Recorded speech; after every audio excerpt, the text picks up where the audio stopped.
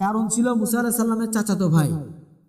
তো কারণ যখন মুসা আলাইহিস সালামের উপর ঈমান তো আনলোই না, বরঞ্চ তার উপরে মিথ্যা অপবাদ দিল। তো মুসা আলাইহিস সালাম মানে মনে ব্যথা নিয়ে সিজদায় পড়লেন। সিজদায় গিয়ে ঢুকরে ঢুকরে কাঁদতে লাগলেন।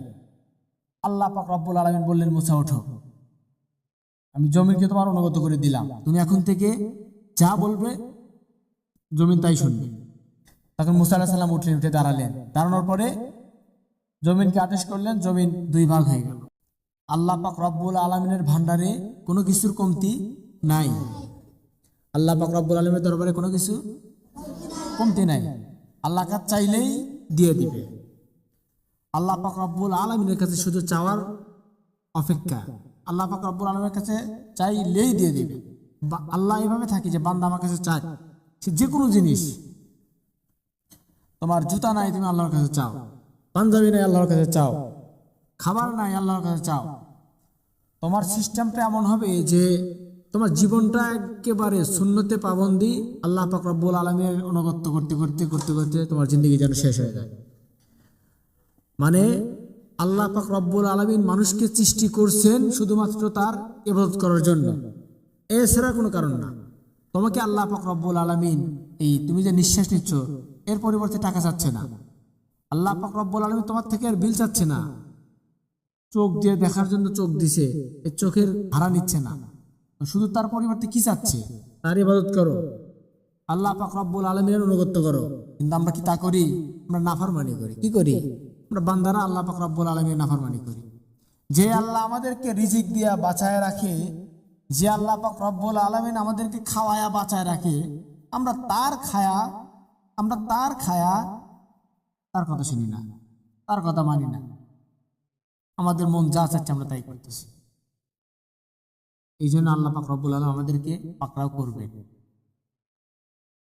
আমরা যখন মারা যাব, দুনিয়ার জিন্দেগি তো মিশে, এটা অল্প সময়ের জিন্দেগি।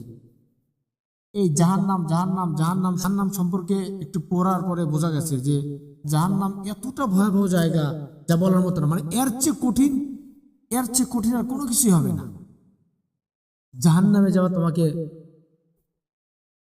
মলদার দিয়ে যে পুষগুলা বের হয় সেগুলা গরম করে খেলানো হবে। জাহান্নাম সহজ জায়গা না, অনেক কঠিন জায়গা। জাহান্নামী ব্যক্তিরা তাদেরকে শাস্তি হিসেবে একটা পাহাড় অতিক্রম করার জন্য কিছু ফেরেশতা তাদেরকে নিয়ে যাবে। নিয়ে যাওয়ার পরে গলায় শিকল বেঁধে ওইখানে টানা হবে, পাহাড়ে উঠানো হবে। যখন উঠাইতে যাবে তখন পা গুলো পাহাড়ের সাথে লাগবে, হাতগুলো লাগবে, লাগার সাথে সাথে গলা যাবে। যেমন তাতালে রাং লাগলে যেমন ধরার সাথে সাথে গলা যায়, ওভাবে ধরার সঙ্গে সঙ্গে গলে যাবে। তখন হাত দিয়ে ধরার চেষ্টা করবে, হাত সঙ্গে সঙ্গে গলে যাবে। এমনি করতে করতে করতে করতে পুরো শরীর টাচ লাগবে, এটা গলে যাবে।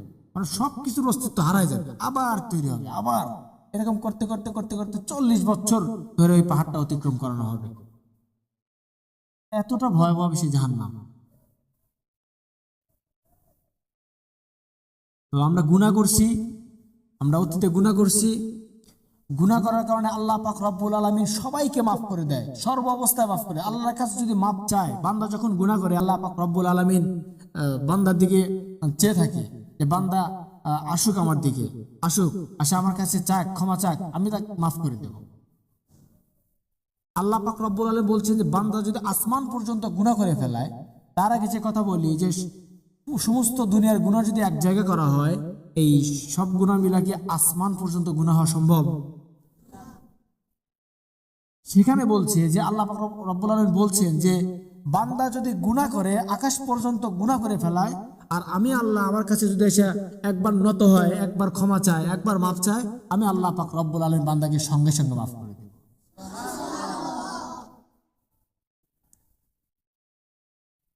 তাহলে এমন দয়ালু কেউ আছে দুনিয়াতে? আছে?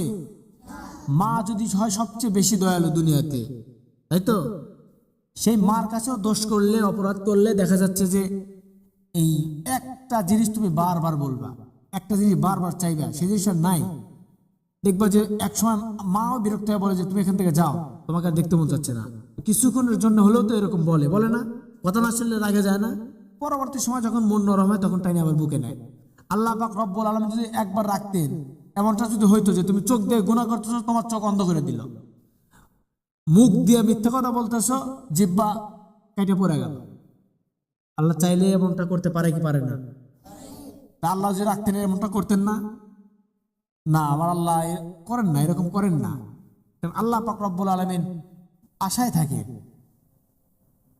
আল্লাহ চেয়ে থাকেন যে বান্দা আসবে আমার কাছে, আমি ছাড়া তো কেউ নাই, কারো কাছে যাওয়ার জায়গা নাই, আমি ছাড়া তো আশ্রয়ের কোনো স্থান নাই এই বান্দা আমার কাছেই আসতে হবে।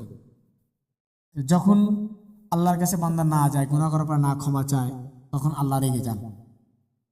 তো আল্লাহ পাক রব্বুল আলামিন যে দয়ালু, যে আল্লাহ যদি দয়ালু নাই হবেন, তো কারণ ছিল কে?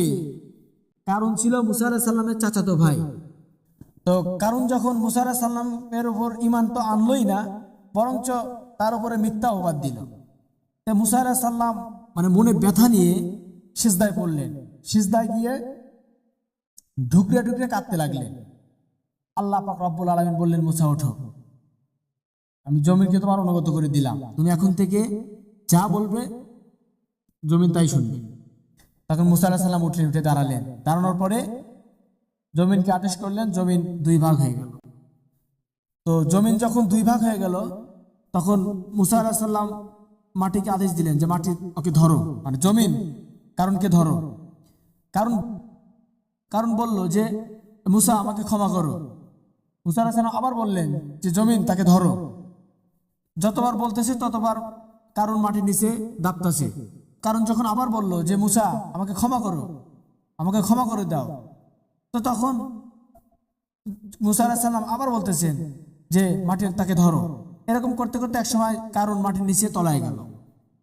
এই ছিল মুসা আলাইহিস সালামের কথা।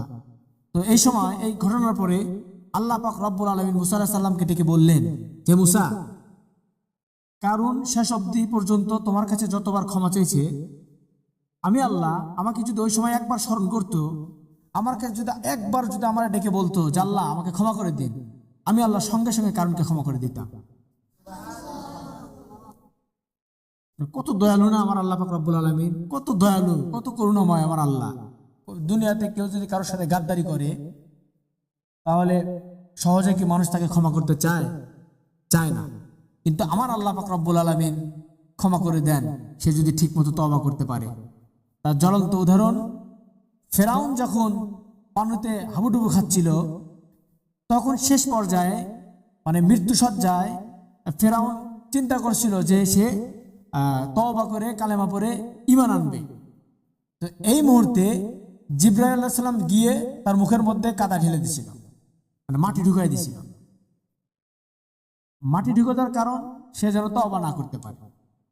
তো রাসূল সাল্লাল্লাহু আলাইহি ওয়াসাল্লামের কাছে এসে জিবরাইল আলাইহিস সালাম বলছেন এমনটা যে ফেরাউনকে আমি, সে যখন এরকম হয়েছিল তখন আমি তার মুখের মধ্যে কাদা দিয়েছিলাম, যেন সে এই তার মতো এই নাফরমান যেন আর তওবা না করতে পারে।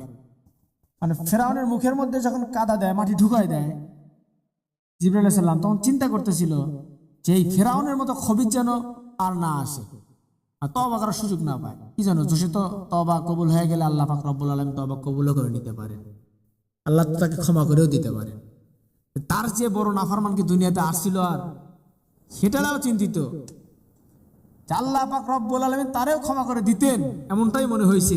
তো আল্লাহ পাক রব্বুল আলামিন তারেও ক্ষমা করতে পারতেন, বা ক্ষমা করার দ্বারা সম্ভাবনা ছিল, তার তওবা যদি কবুল হয়ে যেত। এই জন্য জিবরাইল আলাইহিস সালাম যা কি করছেন, মুখের মধ্যে মাটি ঢুকাই দিয়েছে যেন সে তওবা না করতে পারে।